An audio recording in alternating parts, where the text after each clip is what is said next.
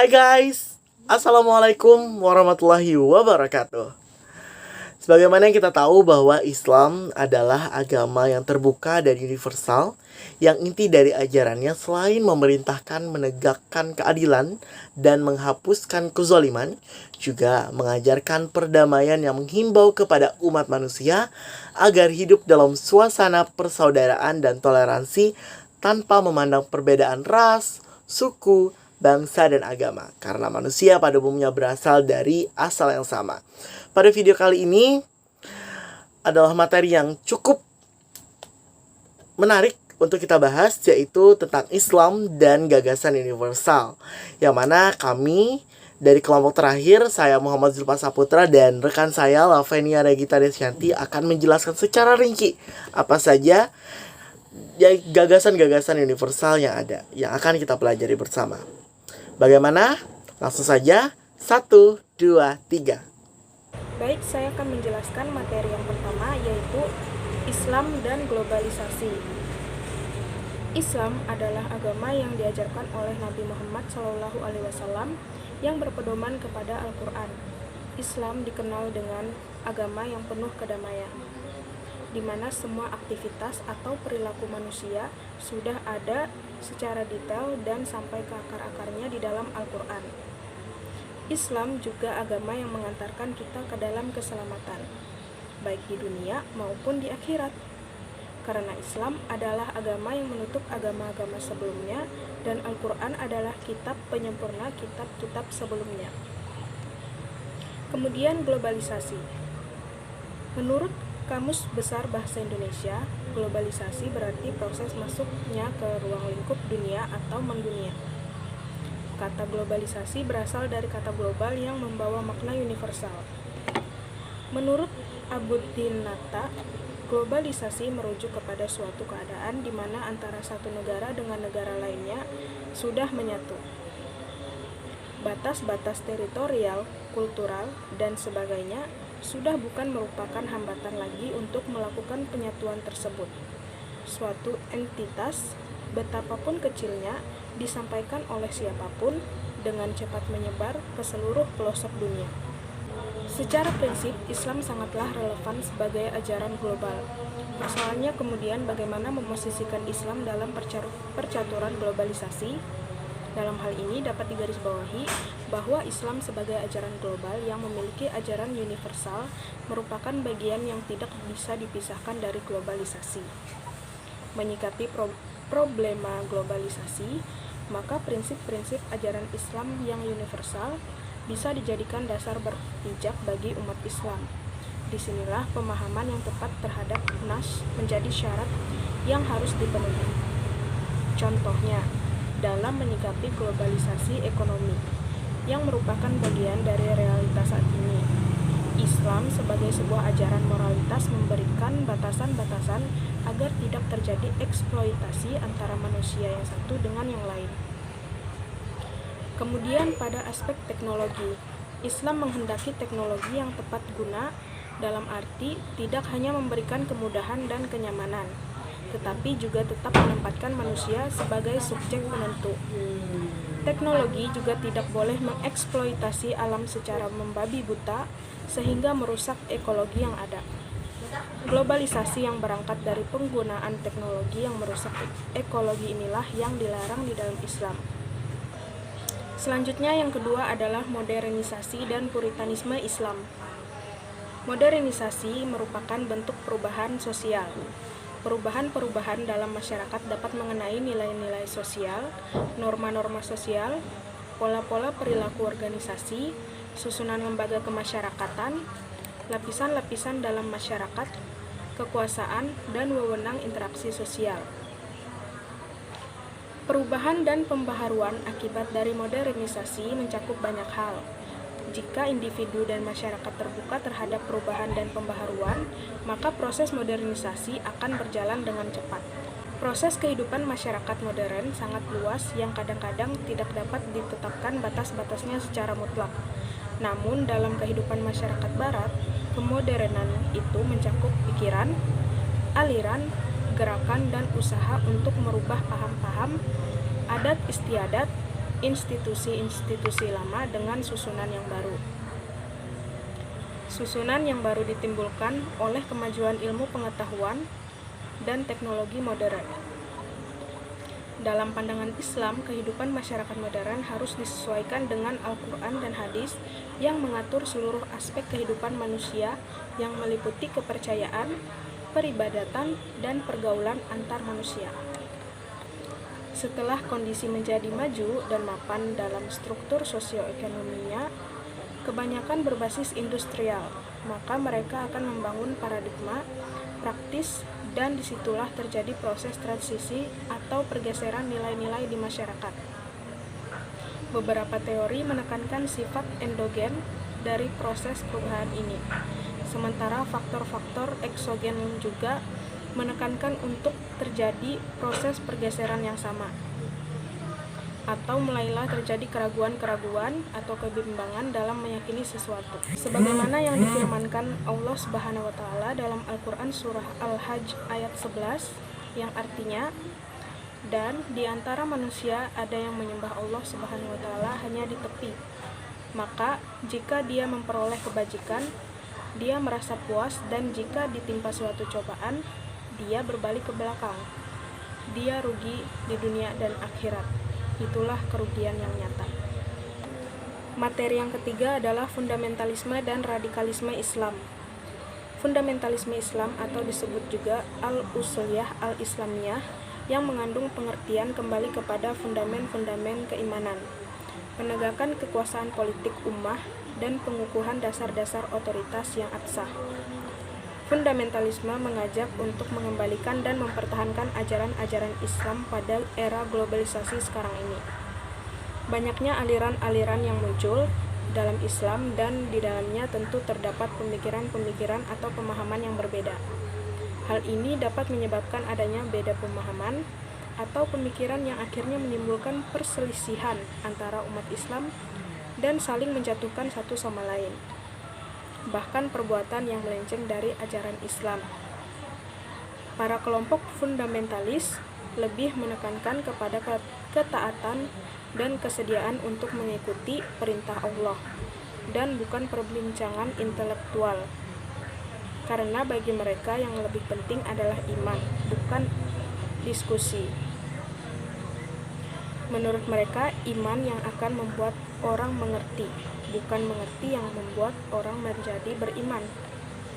Gerakan fundamentalisme, baik secara langsung atau tidak langsung, dipengaruhi oleh gerakan Wahabi, segera muncul di berbagai penjuru dunia Islam.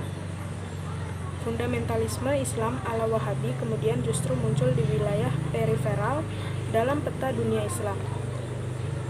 Di Nigeria Utara, muncul gerakan jihad memerangi penguasa muslim yang korup dan masyarakat yang dipandang masih mempraktikkan Islam yang bercampur dengan tradisi budaya lokal. Sedangkan radikalisme muncul karena pemahaman agama yang tertutup dan tekstual. Kelompok radikalisme selalu merasa sebagai kelompok yang paling memahami ajaran Tuhan. Oleh karena itu, kelompok ini kerap mengkafirkan atau menganggap orang lain sesat. Ada 4 hal yang menandai gerakan radikalisme, yaitu 1. Sikap tidak toleran atau tidak mau menghargai keyakinan orang lain. 2. Sikap fanatik atau menganggap dirinya yang paling benar. 3. Sikap eksklusif atau membedakan diri dari kebiasaan umat Islam mayoritas. Dan yang terakhir, sikap revolusioner, yaitu kecenderungan menggunakan kekerasan untuk mencapai tujuan. Baik, saya akan melanjutkan dari saudara Lavenia terkait Islam eksklusif dan inklusif. Dalam pengertiannya, Islam eksklusif yakni faham atau sifat muslim yang memiliki pandangan bahwa keyakinan, pandangan, dan prinsip Islamlah yang paling benar. Sementara keyakinan, pandangan, pikiran, dan prinsip yang dianut oleh agama lain adalah salah. Sedangkan Islam inklusif mengatakan bahwa antara nalar dan wahyu tidak ada pertentangan sama sekali.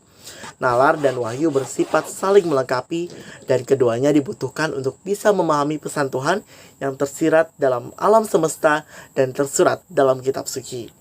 Menurut Dr. Kiai Haji Didin Khofifuddin MSc, Islam merupakan agama yang sangat inklusif dan bukan merupakan ajaran yang bersifat eksklusif. Mengapa? Tapi inklusivitas yang bermaksud perbedaan agama yang dipahami oleh kelompok liberal. Inklusivitas Islam yang dimaksud adalah agama yang universal dan dapat dipahami oleh semua orang yang berakal sehat tanpa memperdulikan latar belakang, suku bangsa, status sosial, dan atribut keduniawian lainnya.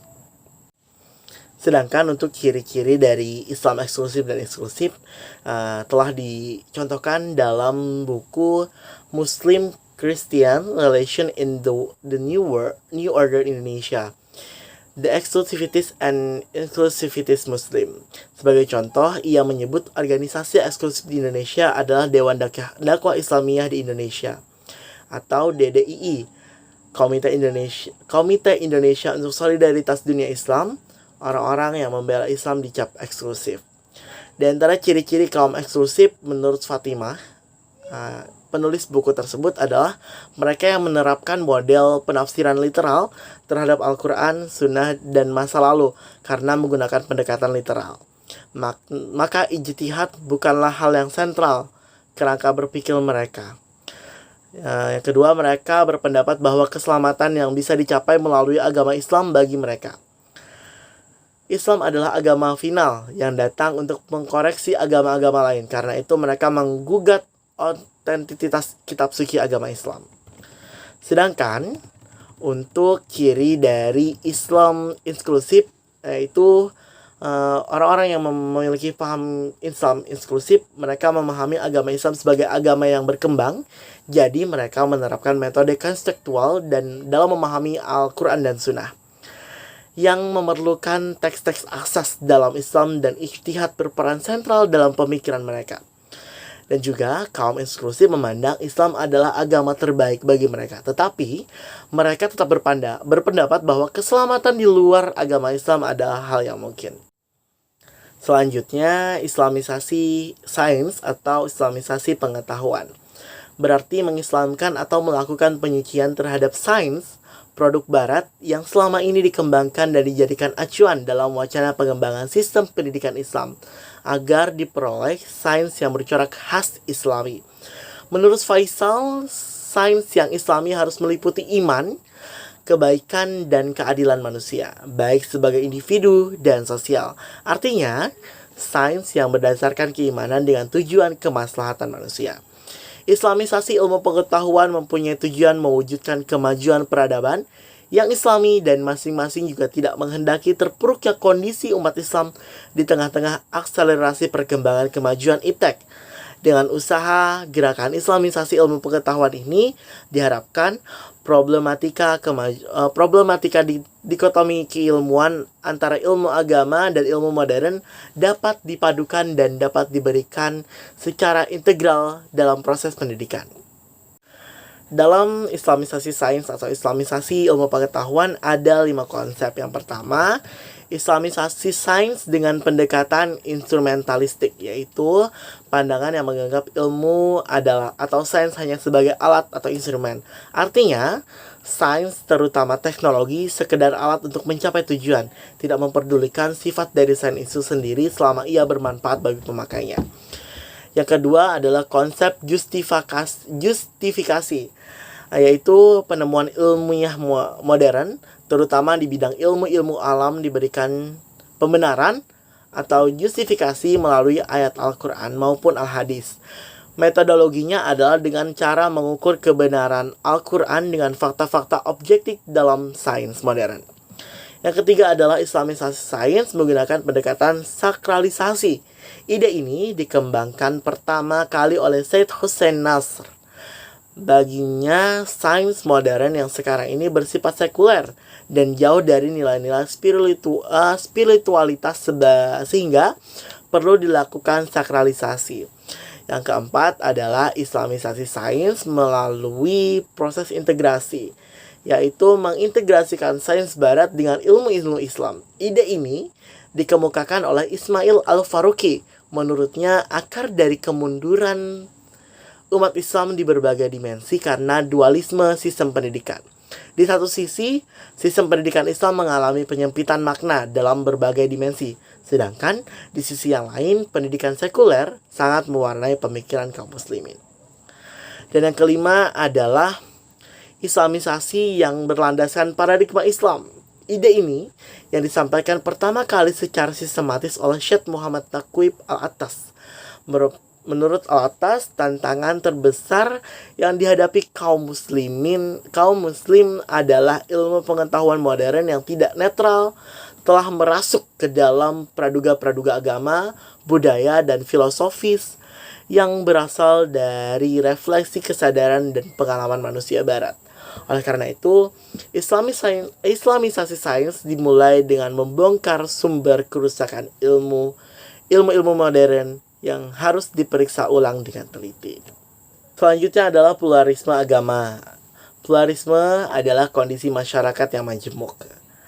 Pluralisme merupakan paham yang menghargai adanya perbedaan dalam masyarakat dan memperbolehkan kelompok yang berbeda tersebut untuk menjaga keunikan budaya masing-masing.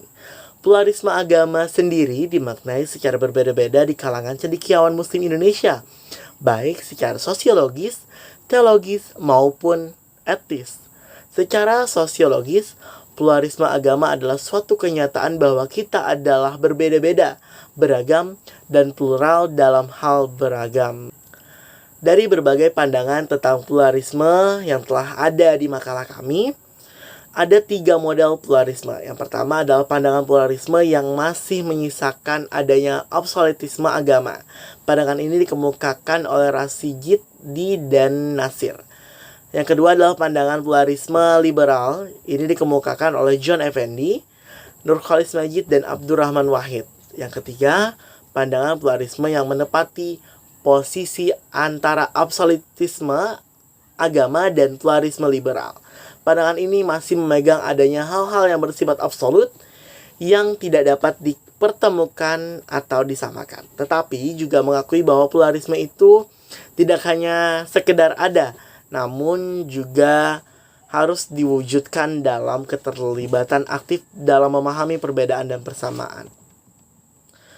Upayanya adalah dengan berdialog. Dialog adalah upaya untuk menjembatani bagaimana benturan bisa diminimalisir. Dialog memang bukanlah tanpa persoalan. Misalnya berkenaan dengan standar yang harus digunakan untuk mencakup beragam perbedaan yang ada di dunia. Menurut hemat kami sebagai penulis, perlu adanya standar yang bisa diterima semua pihak. Dengan kata lain, perlu adanya standar universal untuk semua. Standar ini hendaknya bermuara pada moralitas internasional atau etika global, yaitu hak asasi manusia, kebebasan, demokrasi, keadilan, dan perdamaian. Hal ini bersifat universal dan melampaui kepentingan umat tertentu.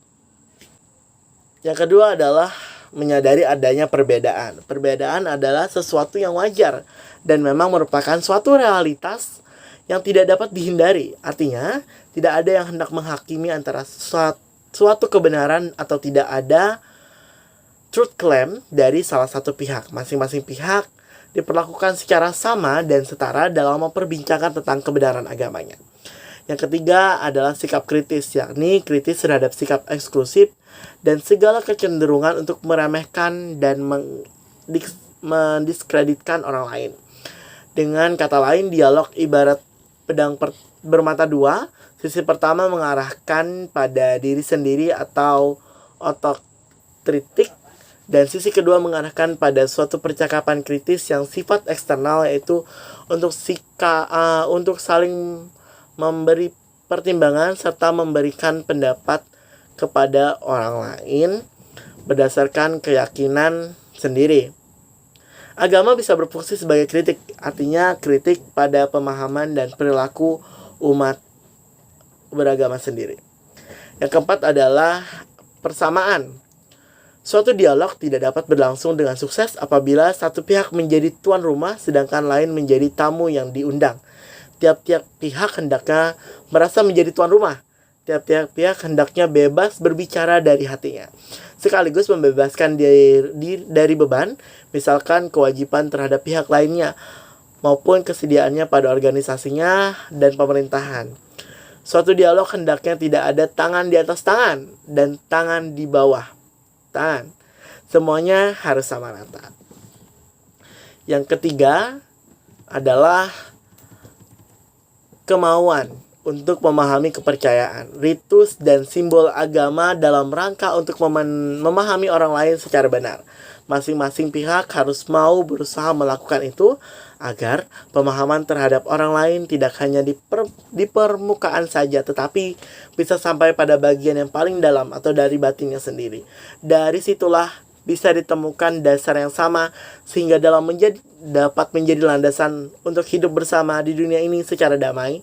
Meskipun adanya perbedaan juga menjadi kenyataan yang tidak dapat dipungkiri. Demikian video pemaparan materi dari kami. Sekiranya teman-teman ada yang memiliki pertanyaan, dapat kita diskusikan di pertemuan kita ini. Sampai jumpa lagi. Terima kasih atas segala perhatian. Mohon maaf atas kesalahan. Tentu dari video ini kami sadar bahwa masih banyak kekurangan. Dan juga semoga teman-teman tidak merasakan bosan ketika menonton video ini, karena ini adalah bekal kita untuk menjalani hidup sosial di masyarakat. Terima kasih. Saya Muhammad Zulfat Saputra dan rekan saya Lavenia Regita Desianti undur diri. Wassalamualaikum warahmatullahi wabarakatuh. Thank you very much for watching.